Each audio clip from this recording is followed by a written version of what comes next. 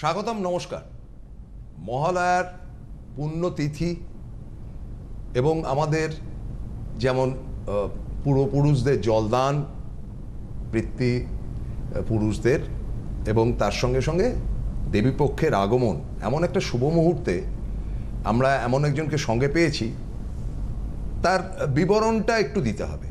এক ঝলক তাকে দেখে নিন এবং আপনাদের সামনে রয়েছে চমৎকার মানুষ, যেখান থেকে এসছেন শ্রী রাজদীপ শাস্ত্রী, দেবী বন্দনার জায়গা থেকে শাস্ত্রজ্ঞ এবং জ্যোতিষের জায়গা থেকে তন্ত্র সাধক, মাতৃসাধক ইত্যাদি।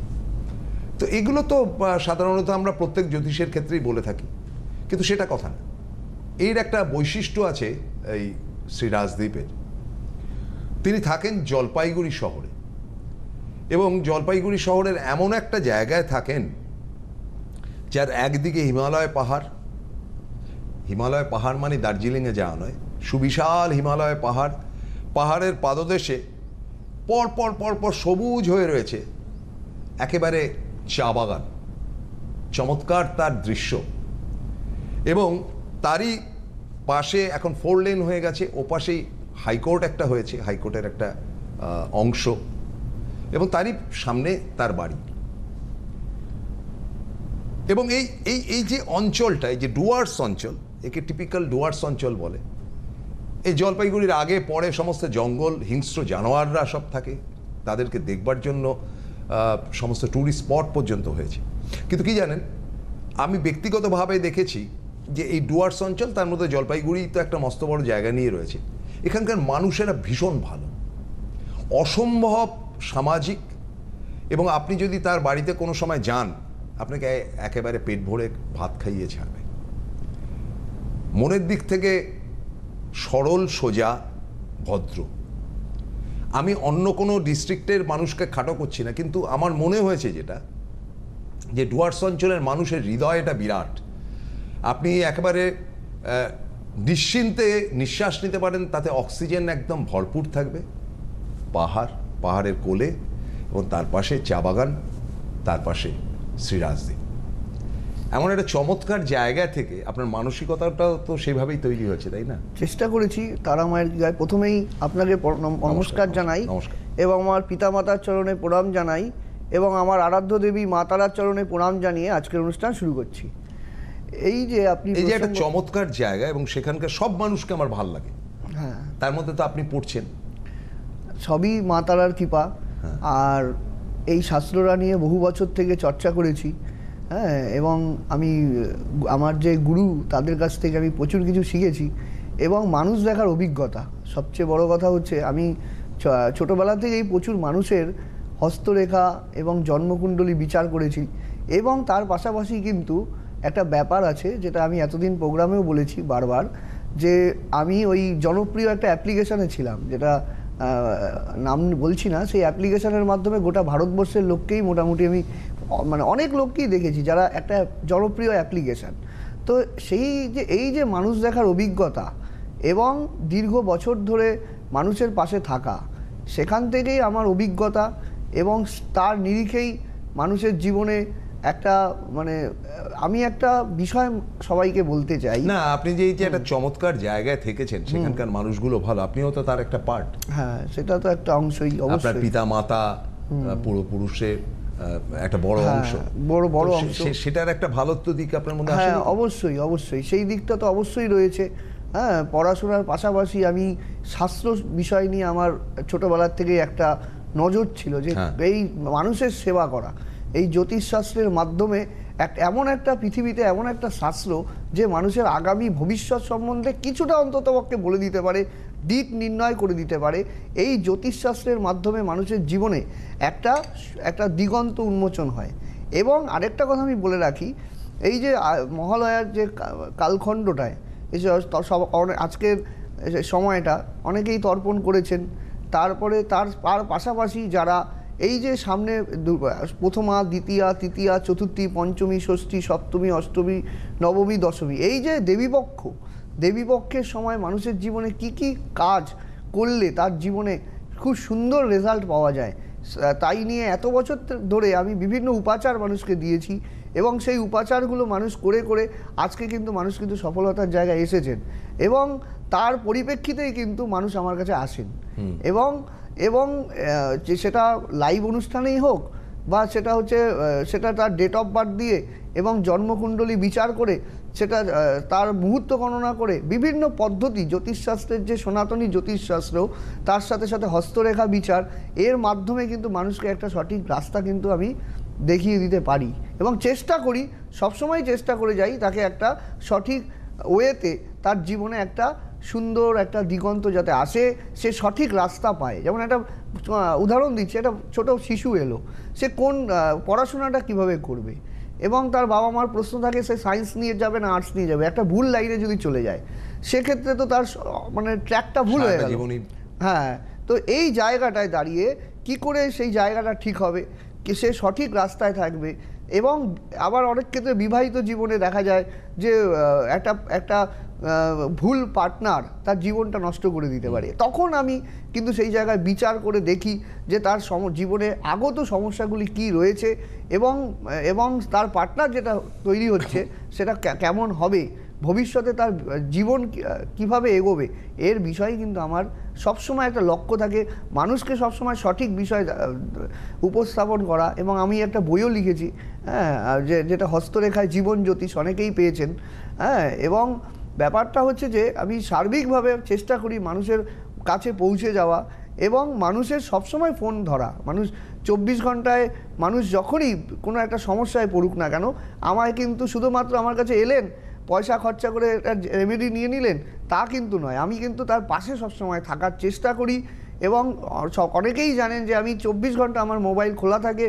আমি কিন্তু সবসময় কিন্তু তার সমস্যা, সে যে কোনো সমস্যা নিয়ে আমার কাছে আসুক না কেন, তার সমস্যাগুলি সমাধানের কিন্তু আমি না, মোবাইলে ফোন করার যে ব্যাপারটা আছে সেটার সঙ্গে কি অনলাইনের কোনো সুবিধা আছে? হ্যাঁ, অনলাইনের তো একটা সুবিধা রয়েইছে, অনলাইন কনসালটেন্সি। এখন ব্যাপার সবার পক্ষে তো আর জলপাইগুড়ি যাওয়া সম্ভব না। আমি তো পশ্চিমবঙ্গের সমস্ত জেলায় চেম্বার করি, ঠিক আছে। আপনি না আমাকে একটু দয়া করে কোথায় কোথায় কবে পাওয়া যাবে এটা আগে বলুন, তাহলে আমরা। হ্যাঁ, আমি বলে দিচ্ছি। এই যে এখন পুজোর সময় চলছে, এই যে আমার সামনের ডেটগুলি আমি মোটামুটিভাবে বলে দিচ্ছি। আমার রয়েছে 21 তারিখে তো মহালয়া আজকের গেল, এবং 7 তারিখ রয়েছে গুয়াহাটি। 7 তারিখে আমি চলে যাচ্ছি গুয়াহাটিতে, হ্যাঁ, এবং যেটা 7ই অক্টোবর। এরপর চলে যাচ্ছি 10ই অক্টোবর, চলে যাচ্ছি কালিয়াগঞ্জ, মানে উত্তরবঙ্গের রায়গঞ্জের পাশে, হ্যাঁ, কালিয়াগঞ্জ। তারপরেই 12 তারিখ রয়েছে আমার কোচবিহার, 13 তারিখ রয়েছে ফালাকাটা, 14 তারিখ রয়েছে জলপাইগুড়ি, এবং 15 তারিখ রয়েছে শিলিগুড়ি, এবং 18 তারিখ রয়েছে দিল্লি। 18 তারিখ কিন্তু দিল্লির চেম্বার কিন্তু আমার রয়েছে। এবং এই যে দিল্লি বা সমস্ত বাইরের যারা দর্শক বন্ধু রয়েছেন, তারা কিন্তু আমাকে কিন্তু সেই সময় কিন্তু আমাকে পায়, এবং যারা আরও দূরের দর্শক বন্ধু রয়েছেন, যারা বিদেশে থাকেন, যারা অ্যাব্রডে থাকেন, আমাকে অনলাইনে দেখাতে চান, তারা কিন্তু ভিডিও কলিংয়ের মাধ্যমে আমাকে কিন্তু দেখানোর একটা ব্যবস্থা কিন্তু আগের থেকেই রয়েছে। কিন্তু আমরা যারা পশ্চিমবঙ্গবাসী, যারা আমরা দক্ষিণবঙ্গে থাকি, এই মুহূর্তে আপনি শুটিংটাও করছেন দক্ষিণবঙ্গে, তো আমরা তো আপনাকে পাচ্ছি না। আপনি এবার একটু দক্ষিণবঙ্গেও ধীরে ধীরে। হ্যাঁ, দক্ষিণবঙ্গে তো সবসময় দক্ষিণবঙ্গে বসা হয়। দক্ষিণবঙ্গে দুটো চেম্বার আমার সবসময়ই থাকে, একটা হচ্ছে যাদবপুর বাঘাযতীনের চেম্বারটা রয়েছে, আরেকটা উত্তরের দিকে রয়েছে দমদম, যেটা হচ্ছে একদম নাগের বাজারের পাশে, যারা চেনেন। তো এইখানে আমি কিন্তু সর্বদাই এই দুটো জায়গায় কিন্তু কলকাতায় থাকি। এবং আরেকটা কথা আমি বলে রাখবো, মানে যারা আসতে পারছেন না, দেখা গেল আমার কাছে এই যে মহালয়া এবং দেবী পক্ষের, আপনি উত্তরবঙ্গে সাংঘাতিক পপুলার, আপনার সেখানে একেবারে শীর্ষে নাম, যারে বাবা অনেক বড় জ্যোতিষী, আমি বিভিন্ন প্রান্তে শুনেওছি। কিন্তু যেটা আমাদের জায়গা, যে দক্ষিণবঙ্গের মানুষ আপনার অনুষ্ঠান দেখছেন সিটিভিএনে, আপনাকে চিনেছেন, তারা বলছেন, আপনার পক্ষে কালকেই সম্ভব না, তারা বলছেন যে এরকম একজন জ্যোতিষী পশ্চিমবঙ্গের বিভিন্ন প্রান্ত, যেমন দুর্গাপুর ইত্যাদি ইত্যাদি জায়গায় আসুন। তো আমি বলেছি যে আসবেন, কিন্তু তার উত্তরবঙ্গের যে চাহিদা বা উত্তরবঙ্গের যে ডিমান্ড, যেভাবে তিনি উত্তরবঙ্গে রয়েছেন, সেটাও তো একটা মূল্য রয়েছে। হ্যাঁ, এইটা হচ্ছে ব্যাপার, কারণ উত্তরবঙ্গে বেশিরভাগ সময় আমাকে দিতে হয়। এবং আরেকটা কথা হচ্ছে, দক্ষিণবঙ্গের সময়টা যেমন আমি চেষ্টা করি যে এরপরে ধরবেন না, দক্ষিণবঙ্গের চেম্বার আমার চলছে, যেমন মেদিনীপুর, কিন্তু মানে সেগুলোকে আমি মাসে একবার করে আমি সেখানে গিয়ে পৌঁছই, কারণ আমাকে উত্তরবঙ্গের ক্ষেত্রে আমি যেমন সেখানে সময়টা বেশি করে দিতে পারি, কারণ সেখানকার মানুষের কাছে ডিমান্ড বিরাট সময়, এবং দক্ষিণবঙ্গে যারা রয়েছেন বিশেষ করে কলকাতা, এদিকে এই পাশে হাতিবাগান, কালীঘাট, এই সমস্ত জায়গার যত মানুষ রয়েছেন তারা কিন্তু আমায় পেয়ে থাকেন, কিন্তু সেগুলো মাসে আমি একটা বা দুটো বার করে আমি মানে সব মাসে একটা বা দুটো ডেট করে আমার থাকে, সেই ডেটগুলোতে কিন্তু মানুষকে আমি সময় দিয়ে থাকি। আর এখনের দিনে করোনার পর থেকে কিন্তু মানুষ বেশিরভাগই অনলাইন কনসালটেন্সি, হ্যাঁ অনলাইন সবকিছুই অনলাইনে, যে এটা যেখানেই যান না কেন সেখানে একটা অনলাইনের একটা প্রচলনের জন্য একটা সুবিধাও হয়েছে, সেটা কিনা যেটা কোনো দূরের দর্শক বন্ধুরাও কিন্তু অনলাইনে ভিডিও কলিংয়ের মাধ্যমে আমায় দেখে নিচ্ছেন এবং সেখান থেকে কিন্তু প্রতিকার প্রতিবিধানের একটা রাস্তা পাচ্ছেন।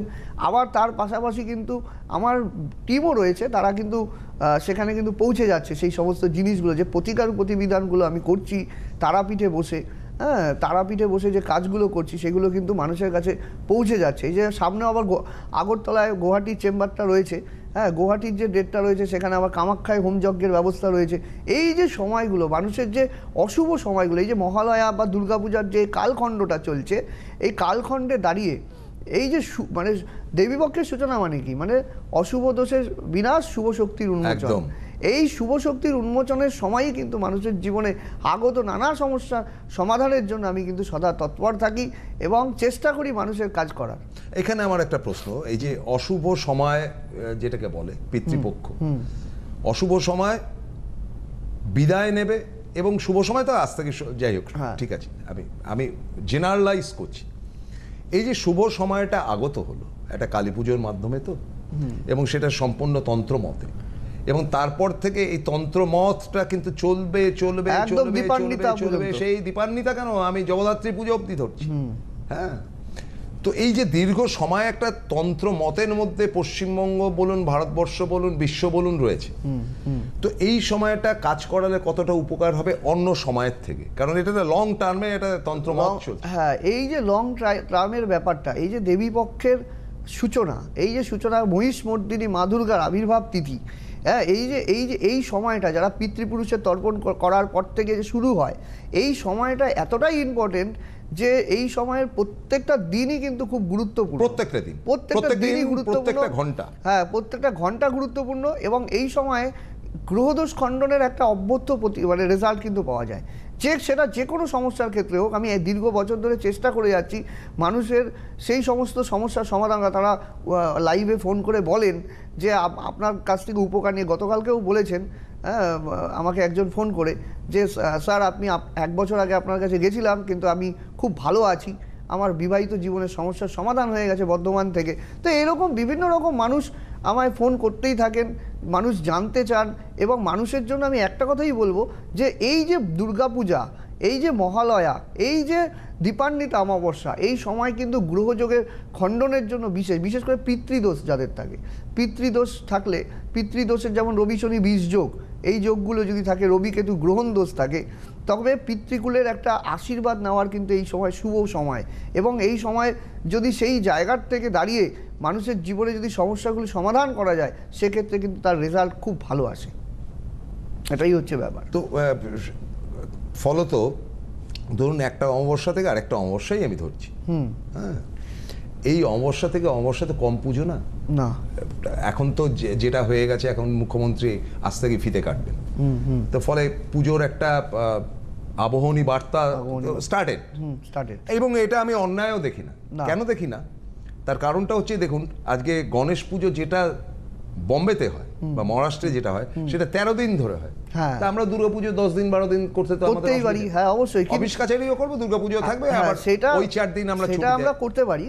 সেটা মানুষের মধ্যে একটা সারা বছরের একটা আনন্দ উৎসবের মেজাজ যখন আসে, সেই সময়টা মানুষ কিন্তু অধীর আগ্রহে থাকে যে বছরের 4টে দিন আমরা আনন্দ করব এইখানে। আর আমরা বিশেষ করে আমাদের ক্ষেত্রে যারা মানুষের সমস্যার সমাধানের জন্য আমরা পুজো পাঠ হোম যজ্ঞের মাধ্যমে এবং বিশেষ ক্ষণকে কাজে লাগিয়ে যারা কাজ করে, তাদের ক্ষেত্রে কিন্তু এই মেন পুজোর 4টে দিন এটাই কিন্তু আমাদের ইম্পর্টেন্ট। কিন্তু মানুষ আনন্দে মেতে উঠুক, সারা বছর মানুষ নানা রকম কাজে কর্মে ব্যস্ত থাকেন, নানা রকম দিকে মানুষ দৌড়তে থাকেন, কিন্তু এই বছরে 4টে দিন হোক বা 10টা দিন হোক, যেটা আপনি মহারাষ্ট্রের কথা বললেন, গণেশ পূজা একদিনের ব্যাপার, কিন্তু মানুষ ওখানে 13 দিন ধরে আনন্দ করছে।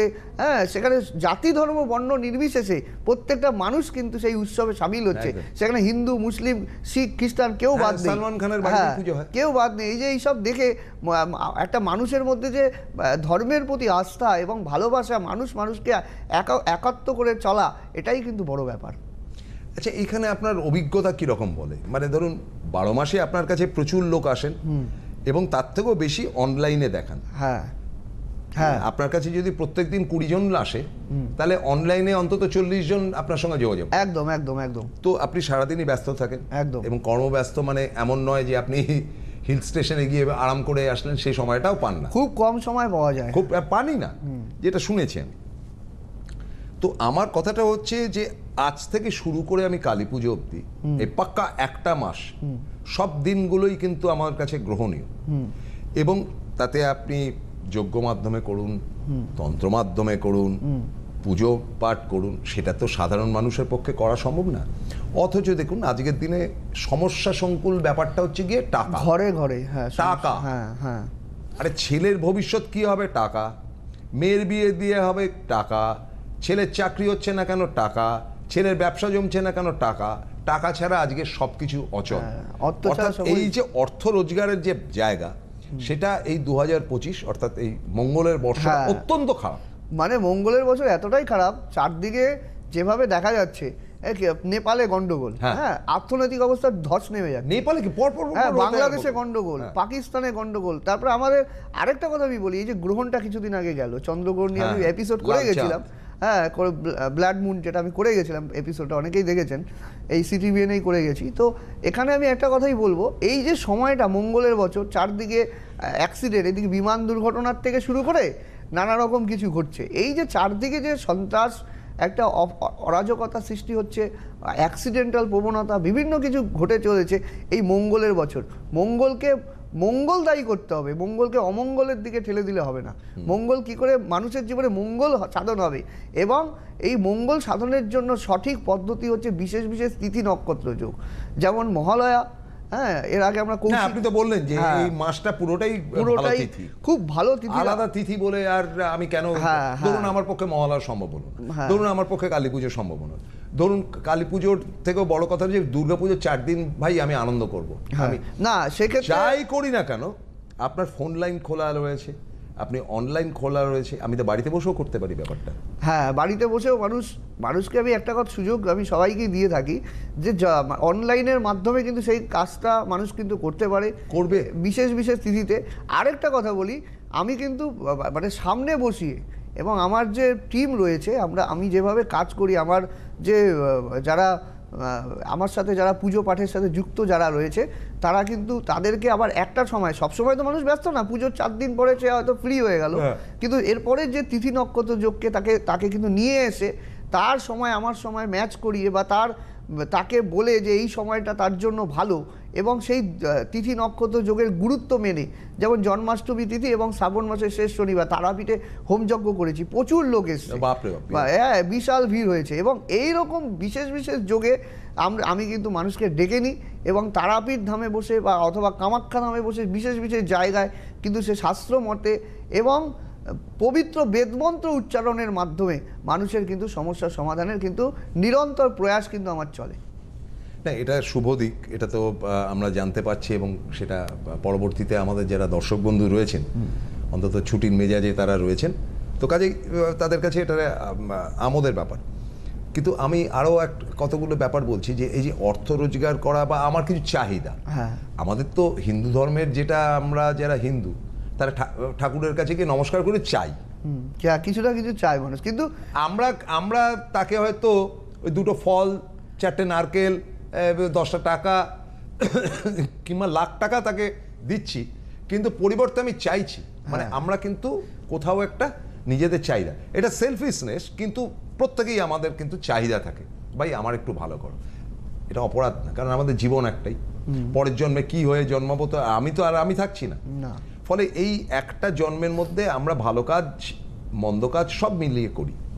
এমন বহু লোক রয়েছে যারা অন্যায় করেন, এবং তিনি খুব ভালো জানেন যে তিনি দিনের পর দিন অন্যায় করছেন, তারা এসে যদি আপনার কাছে সারেন্ডার করেন, আপনি তাকে তার হস্তরেখা দেখে বা দেখে বুঝলেন যে লোকটা বাজি লোক। আমি কিন্তু তিনি যদি বলেন যে আর আমি এই অপরাধ করব না, এবং একই সাথে যদি বলে যে তুমি আমাকে বাঁচাও অপরাধ জগৎ থেকে বা খারাপ জগৎ থেকে বা দুষ্টুমি থেকে, সেটা কি আপনার দ্বারা সম্ভব? দেখুন, এটা ভগবান শ্রীকৃষ্ণও বলেছেন যে আমার কাছে যদি কেউ সমর্পণ করে, সমর্পণ কথার অর্থ স্যালেন্ডার, যদি কেউ করে, তবে সেই মানে তার মনের ভেতর থেকে যদি সেই আত্মনাদটা চলে আসে, যে সে যদি বলতে স্বীকার করে যে আমি যা করেছি সব ভুল করেছি, সেখানে কিন্তু ক্ষমাই পরম ধর্ম। সেখানে ক্ষমা করে এবং তাকে কিভাবে জীবনের পথে সে এগিয়ে যাবে, সে ভুল ত্রুটি যাই করুক না কেন, সেখান থেকে সে যদি মানে শুধরানোর একটা চেষ্টা করে, সে যদি চেষ্টা করে যে আমি আর সেই ভুল পথে পরিচালিত হব না, আমি সবসময় সঠিক পথে চলবো, তখন তার কুণ্ডলী দেখে তার বিচার করে তাকে সঠিক পথ দেখিয়ে একটা রাস্তা বের করে দিলে সে কিন্তু জীবনের পথে কিন্তু এগিয়ে যাবে। তার কিন্তু অপরাধ মানসিকতা যদি না থাকে, সেখান থেকে সে কিন্তু শুভ বুদ্ধির সঞ্চার হবে, সে কিন্তু জীবনের পথে এগিয়ে যাবে। আমি সম্প্রতি শুনছিলাম একজন বিশিষ্ট আইনজীবী বলছিলেন যে চরম অপরাধ, খুন ধর্ষণের মতন অপরাধ করার পর, এই যে আরজিকর কাণ্ড যেটা তাকে যাবজ্জীবন কারাদণ্ড দেওয়া, তো তিনি বললেন যে আমি যাবজ্জীবন কারাদণ্ডে দণ্ডিত হওয়াটাকে সমর্থন করি। তা অনেকেই আমরা বলি যে কেন, একে ফাঁসি দিয়ে দাও, মেরে ফেল দাও।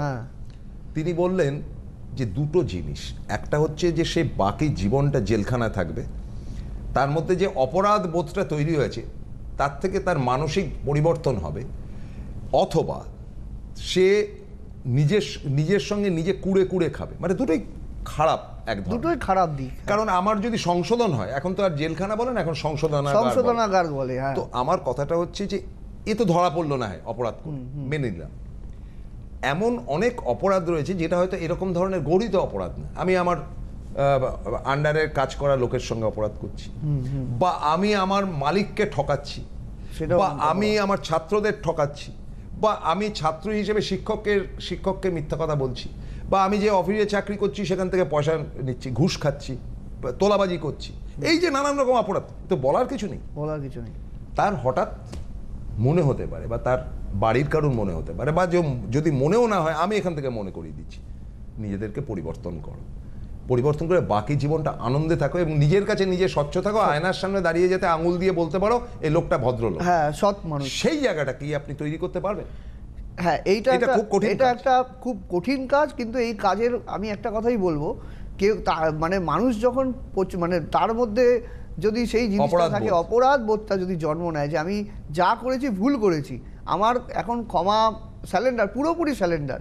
এই যে রত্নাকর দস্যুও কিন্তু বাল্মীকি হয়েছিল, ভালো উদাহরণ। হ্যাঁ, রত্নাকর দস্যুও কিন্তু একসময় তার সেই দস্যুবৃত্তি পরিত্যাগ করে সে কিন্তু রাম নাম জপ করতে করতে, হ্যাঁ, সে কিন্তু আস্তে আস্তে কিন্তু সে বাল্মীকি মুনিতে পরিবর্তন হলেন।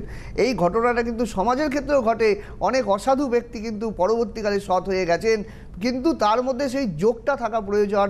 হ্যাঁ, কেউ সারা জীবন অন্যায় করে গেলেন, কখনো নিজের ভুল স্বীকার করলেন না, কিন্তু কিছু কিছু মানুষ আছে নিজেদের সংশোধন করে নিতে চান, এবং সঠিক মানুষের কাছে আসলে সঠিক তার সাথে তার বিষয়টা কেন, সে কেন এই কাজ করছেন, সে কেন একটা খুন করছেন, কে কেন এই কাজ করেছেন, তার কি মানসিকতার থেকে দাঁড়িয়ে সেই কাজটা করেছেন সেটা জানতে হবে।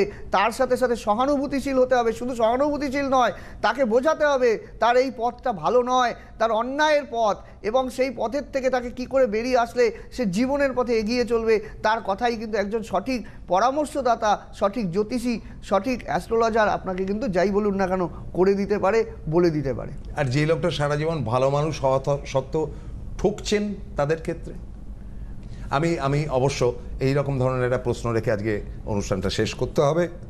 Thank you very much. আপনি খুব স্পষ্ট বক্তা। সেই দার্জিলিংয়ে যাওয়ার পথ বলুন বা জলপাইগুড়ি বলুন, আপনার মুক্ত হাওয়াটা আজকে আমরা পেয়ে কিন্তু খুব তৃপ্ত। জয় মাতা। নমস্কার। নমস্কার। সুখবর, আপনাদের প্রিয় জ্যোতিষী রাজদীপ শাস্ত্রী অনলাইন কনসালটেন্সি করছেন। আপনাদের পরামর্শ, প্রতিকার ও প্রতিবিধান পৌঁছে যাচ্ছে ভারতবর্ষের বিভিন্ন প্রান্তে। Online consultancy number 8906783407। Rajdeep Shastri, প্রতিকার প্রতিবিধান থাকলে সাথে ভাগ্য ভবিষ্যৎ আপনার সাথে।